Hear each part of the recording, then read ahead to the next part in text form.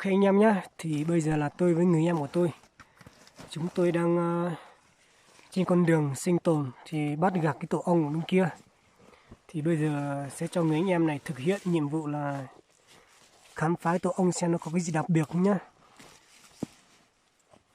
Sợ mùa này không phải là mùa có nhộng thôi, có thì tới anh em mang về gọi là nhậu nhỉ. Thì anh em hãy cùng chờ đón xem có cái điều gì thú vị đằng sau không nhá. Anh em hãy cùng chờ đón xem có cái điều gì thú vị nhá. Đây là một cái bộ đồ chuyên cho bắt ong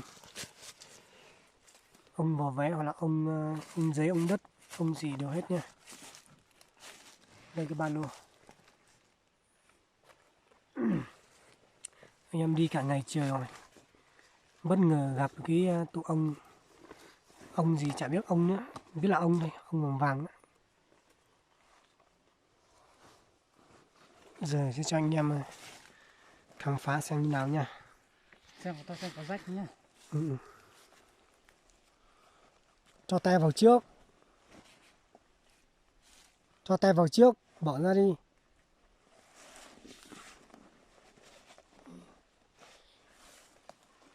Đồ mới mà, không rách gì chứ.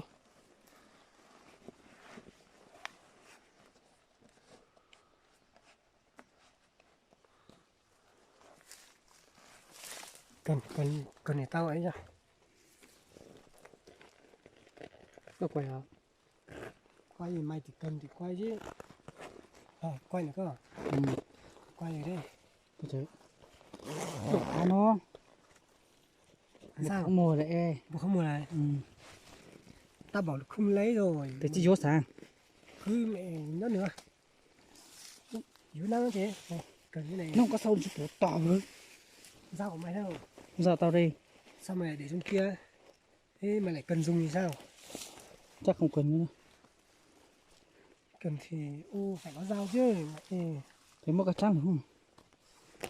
Mày còn phát nữa mà. Thôi, đeo ra. Làm việc phải có dao. Tao có một khởi phỏ thông tao đấy. Có sợ tao tin nó buồn rồi. Đùa, yên tâm. Cậu nó rồng à.